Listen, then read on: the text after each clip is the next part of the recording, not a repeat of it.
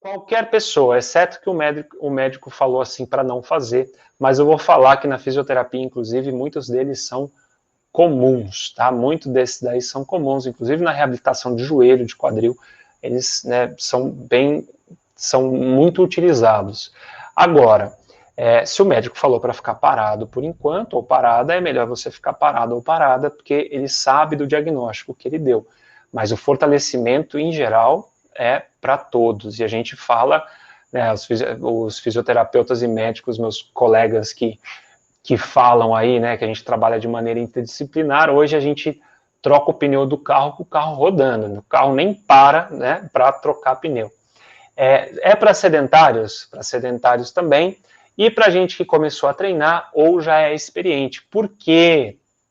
Porque é o seguinte, quem é experiente em treino, é o meu caso, por exemplo. Quando você começa a aumentar a carga ou aumentar a complexidade dos movimentos que você está fazendo, você vai exigir mais dos estabilizadores. Então, você tem que aumentar a força deles para acompanhar aquela carga nova que você está fazendo. Então, eles são como a base, a estrutura. Então, se você está ficando mais forte, se os seus músculos grandes, peitoral, os dorsais, posteriores de coxa, quadríceps, estão ficando mais fortes, os estabilizadores têm que acompanhar, porque senão eles não vão dar conta. Então, inclusive para pessoas que já são experientes no treino, é fundamental trabalhar essa base, essa musculatura, que é o que eu vou passar para vocês daqui a pouquinho, tá? E quais são esses exercícios? São exercícios que eu uso na prática já há muitos anos, pelo menos, né, o mais antigo aí, o mais novinho que eu uso aí, eu já uso há 6 anos pelo menos, e eles vêm, né, de algumas referências, como o Magui, e desse estudo também que eu estou mostrando para vocês aqui, do Powers, do Benek e do não sei como é que fala o nome dele, Selkowitz, alguma coisa assim do Tirana. Então, vou mostrar quais são esses exercícios, explicar como fazer, e na sequência, eu já falo para vocês como que vocês vão colocar isso ao longo de uma programação de treino. Tá? Então, serviço completo aqui. Ó, vocês vão precisar de uma faixa elástica, tá? Uma faixinha elástica aqui, ó. Estão vendo legal? Né? Ou um mini band ou uma faixa elástica. Esse daqui é um mini band que você vai passar em volta do joelho.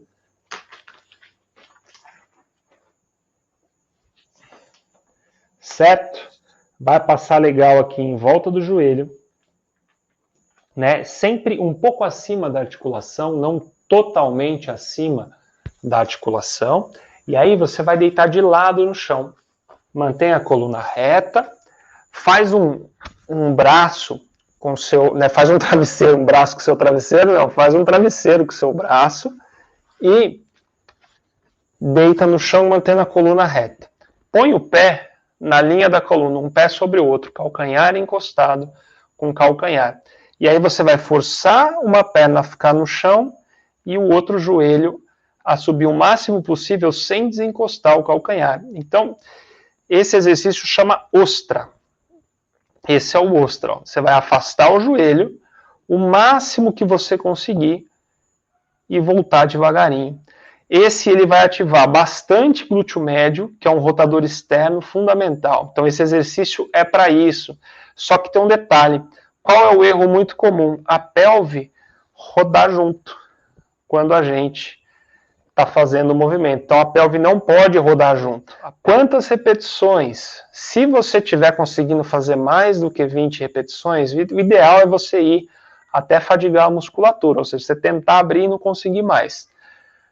Mas se você estiver fazendo mais do que 20 repetições, tenta aumentar a tensão do elástico. Isso é fundamental. Joga o joelho para frente e o quadril para trás. É só isso, mantendo o peso bem distribuído no pé todo. E sem deixar o seu joelho ficar para dentro, você vai afastar e fechar. Afastar e fechar. Você pode ir o espaço que você tiver, chegou no limite do espaço, você volta. Ou pode fazer 3 passos para um lado, 3 passos para o outro, e assim você continua. Mas é importante a faixa estar acima do joelho também, para dar o estímulo correto. Então, além de fortalecer, o principal ponto desse exercício é ativar a musculatura, no momento correto. Qual que é o erro comum desse exercício? Quando a pessoa vai fazer, o joelho vem para dentro. Tá vendo aqui, ó, o joelho veio para dentro, ou seja, ele fez a rotação interna, que é o que a gente não quer. Ó, o joelho veio para dentro de novo. Às vezes a pessoa acaba até indo com o joelho para dentro, mas o mais comum é a perna que vem, que ficou o joelho fazer essa rotação interna. Então o joelho tem que ficar lá na linha do terceiro dedo do pé. Fez um quartinho de agachamento, joelho na linha do terceiro dedo do pé, afastou, fechou, afastou, fechou, mantendo esse alinhamento do joelho. E assim você continua. Quanto tempo você pode fazer até fadigar?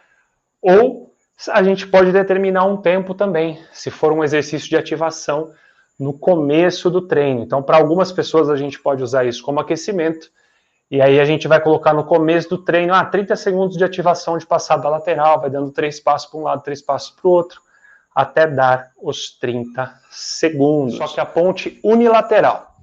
Tá? Para esse caso tem que ser a ponte unilateral.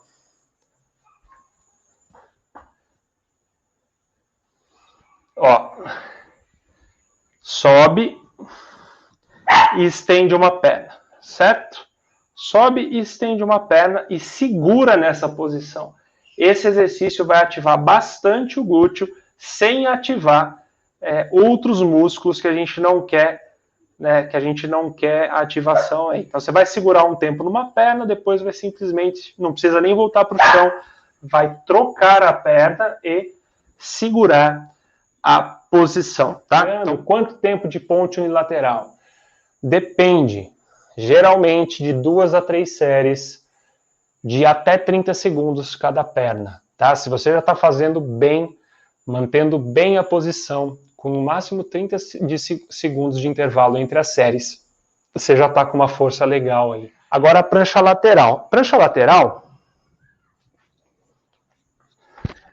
tem um detalhe. Para valer aqui, precisa de 2 coisas, tá? A primeira delas é quando subir, estender o quadril. Então você tem que estar totalmente reto de lado, você não pode deixar o quadril para trás. Tem que estender totalmente o quadril, como se você olhar de lado, é como se estivesse de pé. Essa é a primeira coisa. A segunda coisa, a perna de cima não pode estar encostada na de baixo, ou você vai fazer o ostra. Se o ostra for fácil, você vai fazer com a perna de cima estendida.